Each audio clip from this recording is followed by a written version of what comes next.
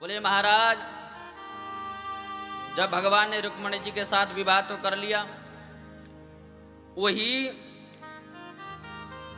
द्वारिका में एक सत्राजित नामक यदुवंशी रहता था। आसिद सत्राजित सूर्यो भक्तस्य परमं सखा प्रीतस्तस्मै मणि प्रादात् सूर्यस्तुष्टस्य मन्तकम्। सत्राजित नामक यदुवंशी रहता था। ये भगवान सूर्यदेव का बड़ा तपस्वी था। भगवान सूर्यदेव की इसने आराधना किया, तप किया। भगवान सूर्यदेव प्रकट हुए। प्रकट होकर के भगवान सूर्य ने इसको एक समंतक नामक मणि प्रदान किया। बोले महाराज, इस मणि की एक खासियत थी। यह मणि प्रतिदिन 8 भार सोना प्रदान करता था। कितना भार? एक भार में 20 तोला होता है, तो अब गणित लगा लीजिए 8 भार में कितना सोना होता होगा। प्रतिदिन इतना सोना वह मणि प्रदान करता था। एक दिन भगवान द्वारिकाधीश की सभा लगी हुई थी। उसी समय वह सत्राजित वह मणि को धारण करके आ गया सभा में।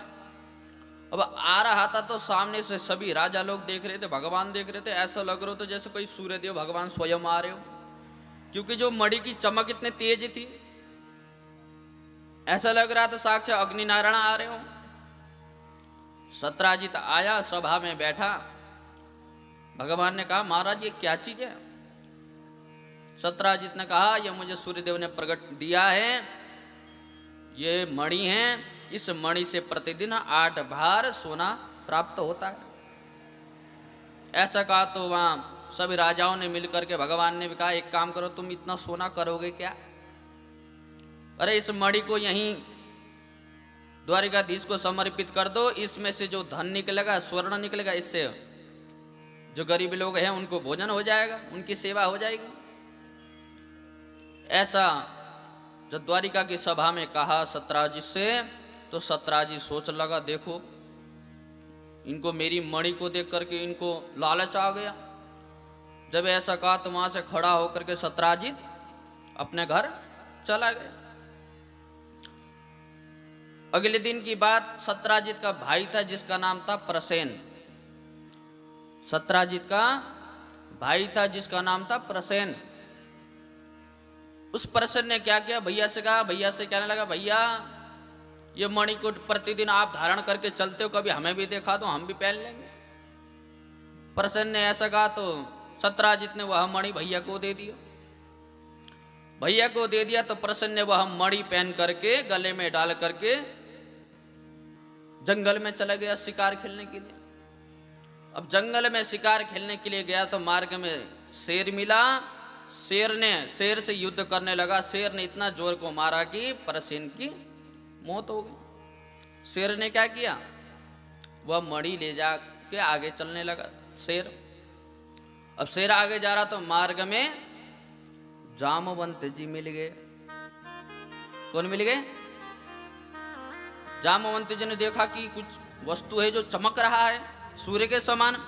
उसी समय वहां शेर के साथ युद्ध होने लगा। बोले महाराज, जामवंत जी ने शेर को मार डाला।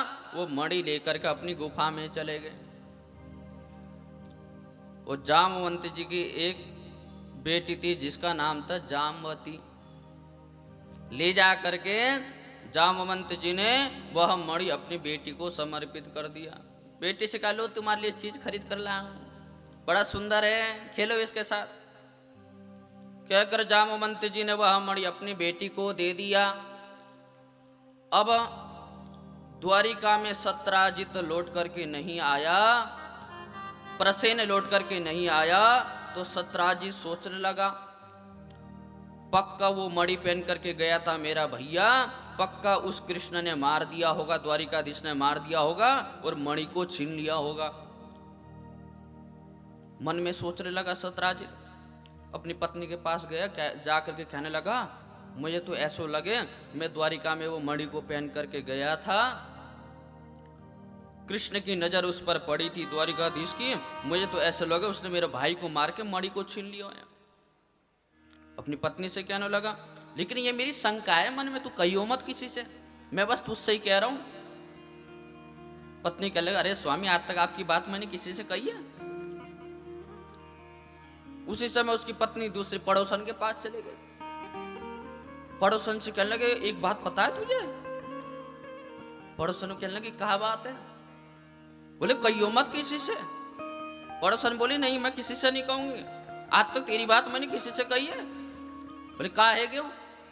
बोले, जो द्वारिका के जो द्वारिकाधीश है ना, उन्होंने मेरे देवर को मार के मणि को छीन लिया, मणि को चुरा लिया है। बोले, अच्छा, देखो इतना बड़े द्वारिकाधीश होकर कितना नीच कर्म, इतना लालच आ गया, इतना बड़े द्वारिकाधीश होकर के। देख मैया, मैं तुझसे कह रही हूं, तू किसी से कहियो मत। कह करके वो आ गए।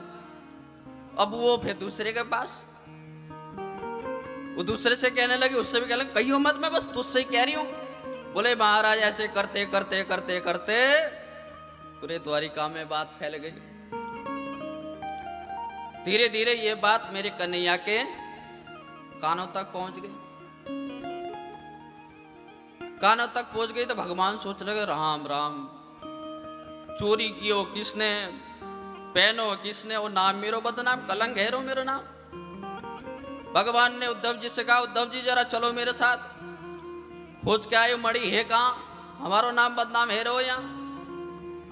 भगवान उसी समय उद्धव जी को लेकर के वन में गए। वन में जा रहे थे तो मार्ग में शेर मरा हुआ है। शेर मरा हुआ, लेकिन मणि को पतो ही ना है। वो थोड़ा सा आगे चले तो वहां पर सैन भी मर हुए, मणि को पतो ना। तो वहां भालू के चरण चिन्ह के सहारे सहारे जब गए तो गुफा के बाहर पहुंच गए। गुफा के बाहर पहुंचे, गुफा के बाहर जाकर के कहने लगे, भगवान उद्धव जी से कहने लगे, मैं भीतर जा रहा हूं अकेले, अगर 15 दिन में लौट करके आया तो साथ चलेंगे, नहीं आया तो आप लोग चले जाना। कह करके भगवान भीतर प्रवेश किए। अब उस समय जामवती जी उस मणि के साथ खेल रही थी। अब जामवती जी कभी गुफा से बाहर आई नहीं, न किसी कभी पुरुष को देखा। जैसे भगवान भीतर प्रवेश किए, जामवती जी की नजर पड़ी भगवान तो चिल्लाने लगी। अब दौड़े दौड़े जामवती जी आए, आकर के कहने लगे, कौन है ये, कौन आया हमारे घर पर? जैसे भगवान भीतर प्रवेश किए, जामवती जी दौड़ते हुए आए, आकर के भगवान के सीने पे जोर से लात मारा। अब तो महाराज देखते देखते देखते वहां तो युद्ध चलना प्रारंभ हो गया। जामवंत जी और भगवान द्वारिकाधीश की 27 दिन तक युद्ध चला। कितने दिन तक मैया? गुफा के अंदर ही। वो 28वें दिन तो भगवान ने इतनी जोर की तमाचा लगाया, जामवंती जी के नस नस ढीले है गए। जामवंती जी समझ गए कि इस दुनिया में, इस संसार में कोई मुझे हराने वाला नहीं है, केवल अगर मुझे हराने वाले हैं तो मेरे श्री राम हैं। तो समझ गई है कोई साधारण मनुष्य, ये तो मेरे कन्हैया है, मेरे राम है। उसी समय साष्टांग प्रणाम करते हुए चरणों में पड़ गए। बोले, महाराज जब राम और रावण का युद्ध चल रहा था ना,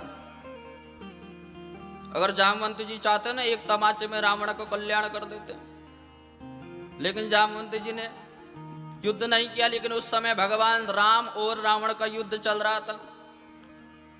अब जब भगवान राम ने रावण को मार दिया तो वहां पर जामवंती जी खड़े थे। तो जामवंती जी इशारा करने लगे, सोच लगे अगर राम जी से मेरी युद्ध है जाए तो आनंद आ जाए। राम जी समझ गए उनकी भावना को।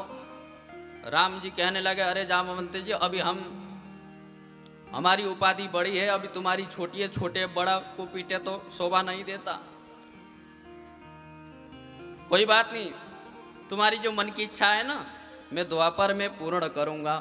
तो वही जामवंती जी को आज यहाँ कन्हैया से युद्ध कर रहे हैं। बोले, महाराज जामवंती जी चरणों में पड़ गए। उसी समय भगवान ने अपना चतुर्भुजी रूपा जामवंत जी को दर्शन करा दियो। बोलो नारायण भगवान की जय।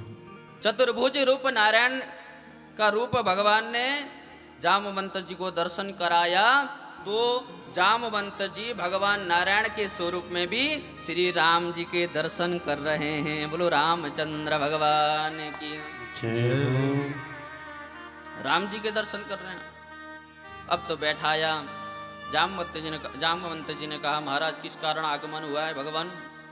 भगवान कहने लगे क्या बताएं महाराज, चोरी किसी ने कियो, लेके भगो कोई, हमारो नाम वहाँ बदनाम हेरो है द्वारिका में।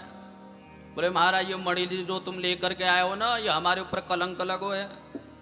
बोले महाराज, जामवंत जी कहने लगे कन्हैया हमने मणि तो अब बेटी को समर्पित कर दिया है, और पिता एक बार जो बेटी को धन दे दे वो वापिस नहीं ले सकता।